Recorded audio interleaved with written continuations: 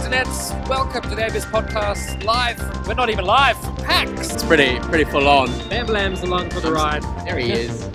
It's PAX, 8 bits.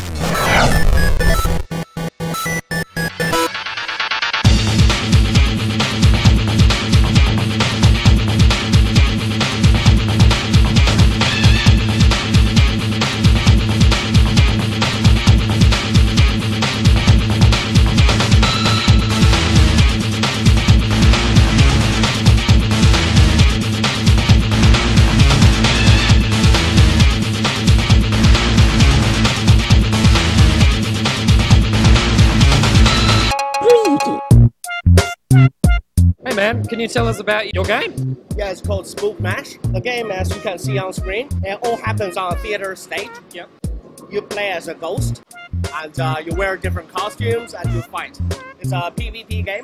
We mix the old school brawler, beat them up type of experience with a sort of MOBA structure. Alright. It looks like it's got like a kind of Castle Crashers vibe, is that fair to say? Yeah. Right now we are trying to get through Steam, trying to fight the green light battle. It's a very cool look, I'm going to say that. So in terms of the battle, you said it's like a 2v2. The map looks quite large. At the moment it's early beta. Yep. So the map is larger than it should. I'll give you that. That's a keen observation. Well, thanks so much for showing us that, and good luck with the green light on Steam. Yeah, give us a vote if you could. Absolutely, we'll do it. Hey mate, what have we got here? So this is our game, Are You Not Entertained? Basically, you're two gladiators chained together, fighting in the arena. So it's a co-op game, you've got to coordinate your attacks, and you can use the chain to trip over enemies, and you run in opposite directions, you trip each other over. Wait, is it a wave-based game? Yeah, waves come through? Waves of enemies come and you've got to take them out. Yeah, wicked. The art style is cool as well. It's like chalk drawn. Based on the kind of Greco-Roman pots, Yep. you can imagine. So what can we play it on? Well, you can download it free, and there's links to that on our website, and it's also available for $1 on all the mobile, so... Yeah, wicked. Awesome, check it out.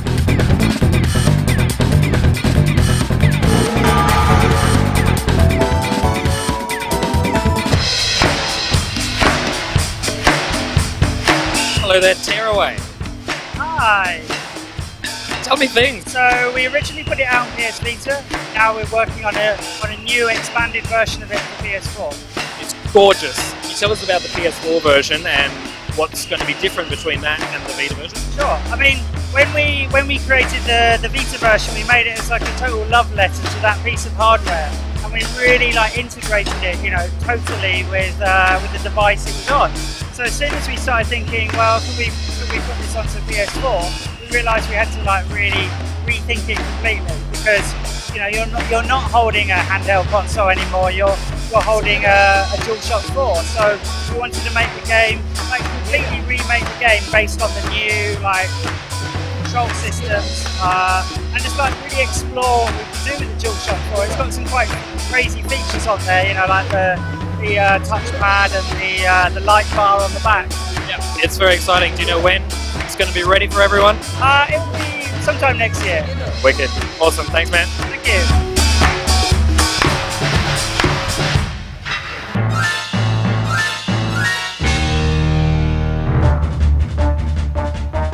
Dead End Alley. I just had a crack, and my word, that was... I've never had Oculus before. Have you played Oculus? That was my first Oculus experience. That was incredible.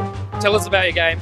So basically, it's what we think is the world's first virtual reality zombie killing simulator. We have a mobile game called Dead End Alley. We've been developing that for a while.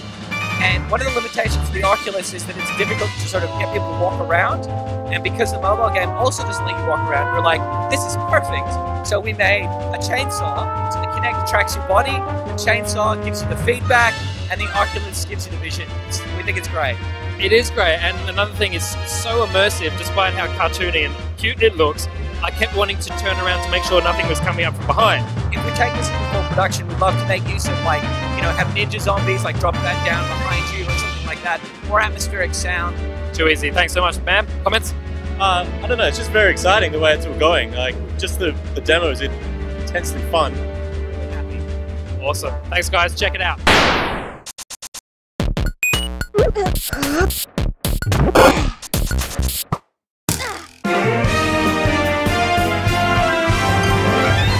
had a crack at Mario Kart 8. Here we go. Taking us for you, Mario! Good job!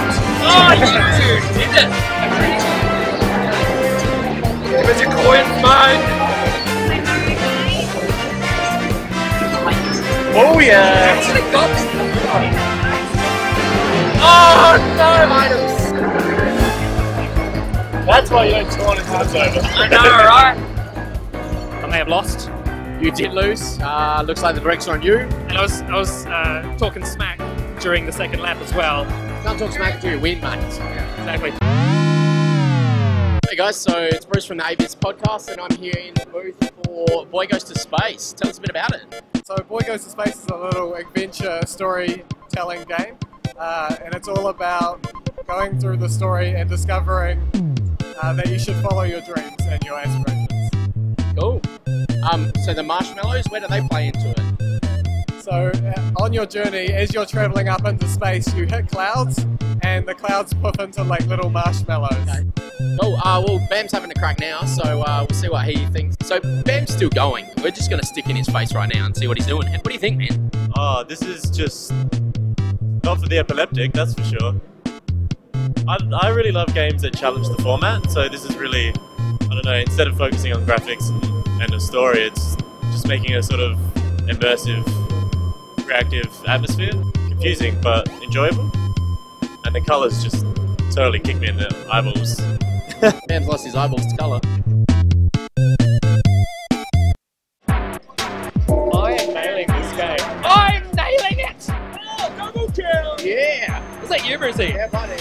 And then Screeching, tell me things. Absolutely. So Screen Cheat is a first-person shooter where everyone is invisible and you have to screen cheat. That's what we used to do in GoldenEye back in the day. Oh, mate, you're looking at my screen, bro?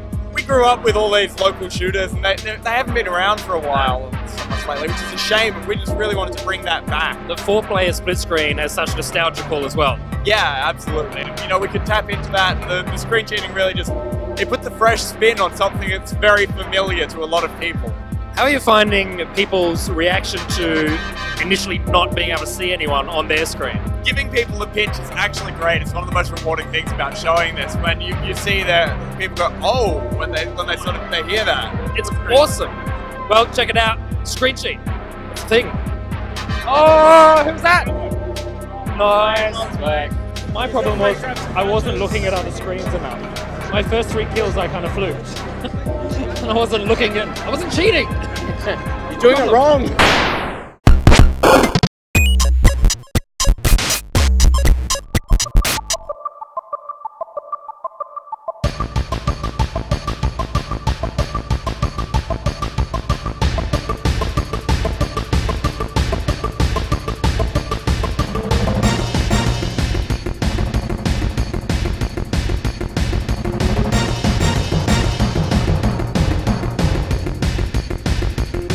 Dungeon League, tell me things. Dungeon League is a 4-player dungeon basically, and you're trying to level up and complete quests and explore the dungeon faster than the other team. So each level is like a time trial type deal, and whoever wins the most points wins, from what I've been seeing? Yeah, correct. So you've got 2 minutes in a round to complete the quest that is given, and that quest could be capture the flag, deathmatch, that sort of thing. The first team to win 3 2-minute rounds is the actual winner. Talk about the graphics, that's what pulled me towards this booth anyway, because, you know, I'm 1984 kid, so... Same age. That would explain everything. Gauntlet. Yeah. Gauntlet. Anyone who knows that Gauntlet is the reference here. Diablo 1 was probably one of the best RPGs that I've played. Yeah. And I love RPGs so much. And I made one that you can play in 10 minutes. Yeah. And that was the core idea about this game, was all my favorite bits from RPGs, put it in under 10 minutes. And I know it's hard to tell with all the ambient sound in here, but the music sounds like it would give me erections. I like to take things from 1984, or that sort of period, and basically spice them up a little bit. So for this, it's pixel art, and then I gave it dynamic lighting, which is a contemporary technique. And then for the chiptune, I used chiptune for all the bass and melodies, and then I added modern drums. I need it. Thanks, man. Thank you.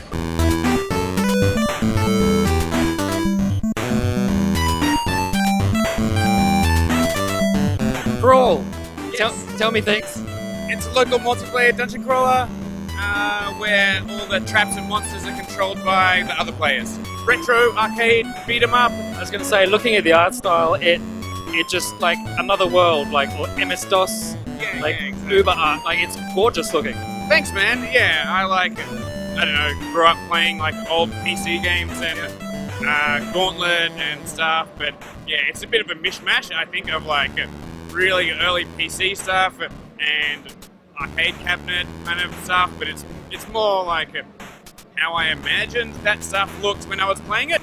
And can we play this yet? Is it a thing? Yes, absolutely. It's out right now on Steam Early Access. $10. It's a full game. You know, there's nothing missing.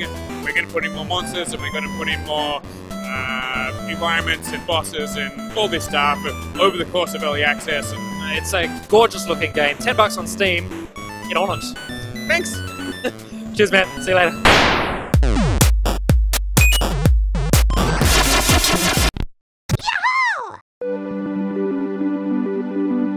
Tell us things. What's going on? Particulars is a particle physics-based puzzle arcade game where you are a particle. Okay. Yeah. It's based on high-energy particle physics, so the real laws of physics. Which one of you studies that?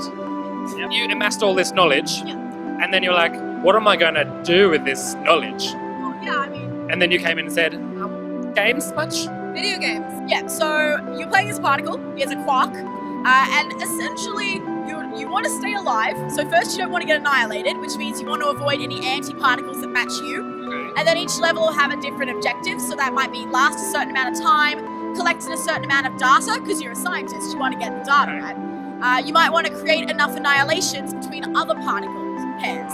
And then we have 108 levels, and then that's arranged into 10 chapters, and between each chapter there's a cutscene that's telling the story of Allison. So you've got this kind of three-tiered approach where you have the science of the game, the gameplay of the game, and the narrative of the game. I hope that even if you just play the game to play the game, you're going to pick up a little bit of familiarity with particle physics, even just learn some names of what's around. Yeah.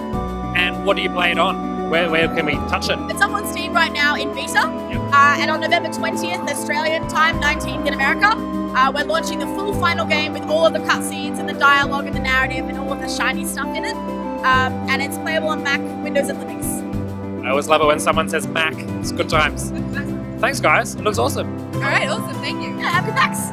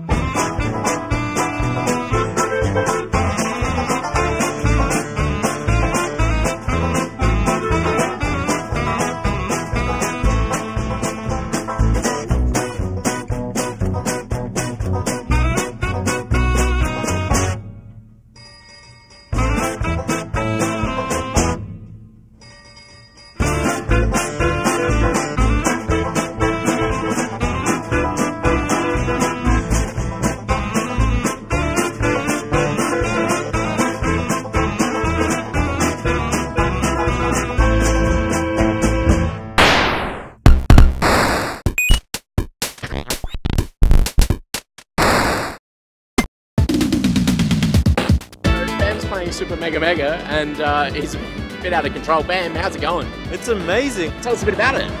It's a 2D platforming game reimagined for virtual reality. The world actually is built around you in a big cylinder going up, and there's multiple cylinders so you can shift back and forth between them all. I have no idea what I'm meant to be doing, but I'm just enjoying the surroundings. What made you decide to go down this path? And I like playing the old 8-bit games, and so I figured, why not? The obvious inspiration is like Mega Man and Metroid, but there's more to it. We actually use dynamic lighting in this one, so it feels like a 3D environment. And availability whenever the Oculus is ready. Yeah. So you'll be ready when they're ready. Yeah. This is amazing. I want this. Check it out.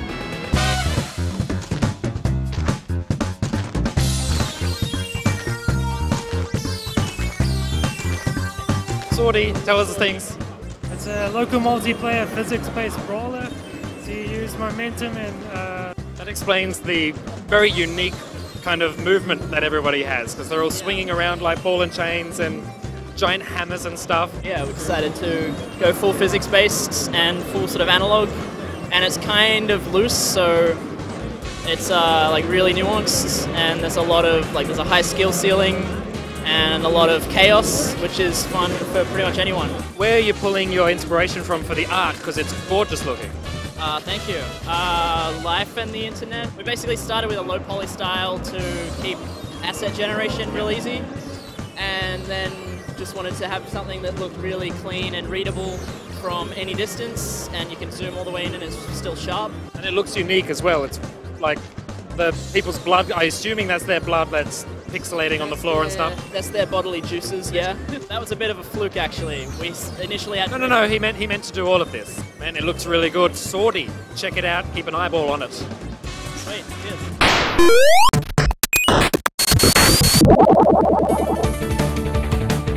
Tell us about Starslinger Kicks. Okay, so it's an arcade bullet hell platformer where you kind of get to customize your own mech, like choose their head, core, legs, like guns, and send them to battle. It's basically survival.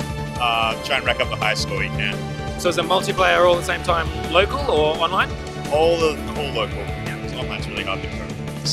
And local's funner as well, because you can punch people. Yeah, you can punch people, and you can enjoy beers with your friends, and that's what you want, right? So what about the art style that you've got going, where you're drawing inspiration from there? Well, we grew up with a lot of anime and the old school games, so very cel-shaded, so bigger art assets, but brighter, bulkier colors. Where can we play it? Nowhere yet. Nowhere! What do you need? What needs to happen for you guys? Yeah, we got to kickstart it soon, but it's really early in development right now. We're kickstarting, we'll be greenlighting it, and trying to get it on Steam, and see how it goes. Starslinger Kings. It's gonna be good. Thanks, guys.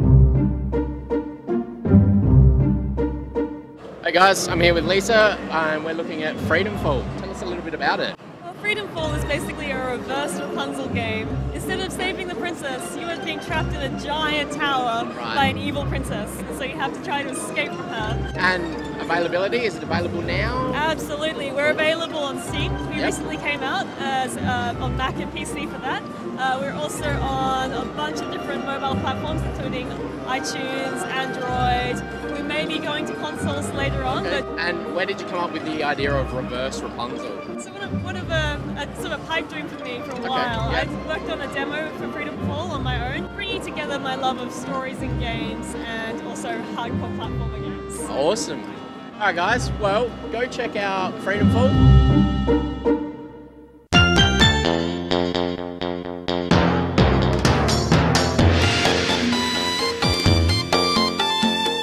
Tell us, what are we looking at? Well, you're looking at Crossmaster Arena, which is a miniatures tabletop board game. And the object of the game is to knock out your opponents before they knock you out, so you can escape the arena. You do that in a number of ways, either using the spells you have, getting magic items, or by collecting coins and buying them out of their GG, which is your victory points. Is it fairly easy to pick up as a newbie? Absolutely, yeah. I've taught it to as young as probably 8, but the gameplay is actually very complex once you've learned it, and the strategy. And how do the characters work? How many of them have you got in?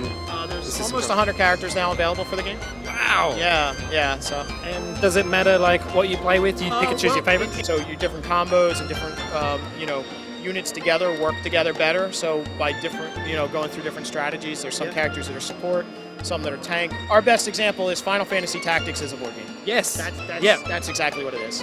The nice thing too about this game is everything you purchase has a code, which then allows you to play the game online against people all over the world, and it's the same game. You don't have to learn a new game. It's very cool. Check it out. See you later.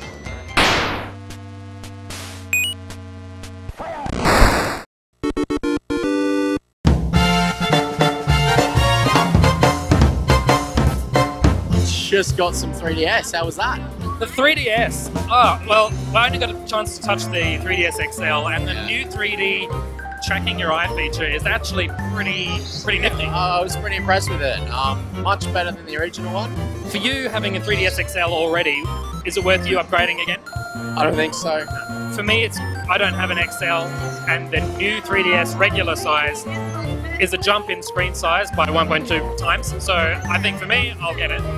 But maybe if you already have an XL, probably not.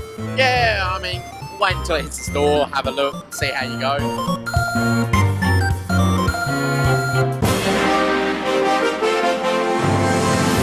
The Amiibos. My God. The Amiibos were so much crisper than I thought they were going to be. Exactly. They feel even better quality than the current, the Skylanders and the Disney Infinity that's out. They are chunky. They look solid. They look like they're going to hold their own. They actually look like you will go out and actually play with them if you're a kid. Like, you'll take them out. Absolutely. And that DK looked amazing. The detail on them as well is just outstanding.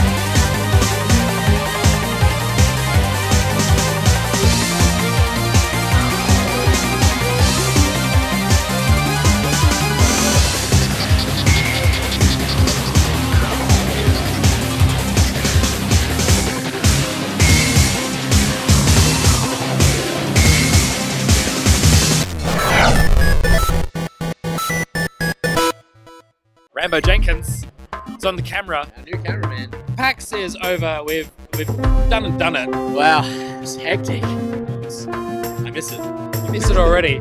We'll be back on Sunday, but they don't know that. Favorite highlight? Super Mega Mega, the whole Oculus cylinder. Anything Oculus. Full stop. Oh, that game. Oh, Screeching was awesome. That was very nostalgic. Having to look at other people's screen to actually play a game. Mad at that. We also checked out the Nintendo booth, checked out the new 3DS, which was pretty nifty. The Amiibos are like a bit of a highlight for me. I'm pretty wrecked. They look pretty cool. The Amiibos did look very cool. I got a bit of run on the Smash Bros. Wii U. Yeah, it's a familiar game, but it's so pretty. It was more important for us to check out more of the Australian indies than going to the Xbox booth and looking at Minecraft for the 1000th time. You can see all that shit on YouTube anyway. The developers are right there, like, pouring their heart out about their passion projects, which is always just great to see. Well, thanks MCEC for having PAX, and thanks PAX for having us. We'll see you in 2015. Absolutely. And thanks to all our sponsors. Oh my God! Massive thanks to Flash, Topfly, Anonymous, Decipig, Shelby, Stelgum, and G-Man for getting us to PAX this year. You guys complete me. We've now got the money to be able to buy Melbourne-priced alcohol. Just crazy. Thanks, guys, and we'll see you next year. Good stuff. And look at the batteries running out. It's perfect. Woo!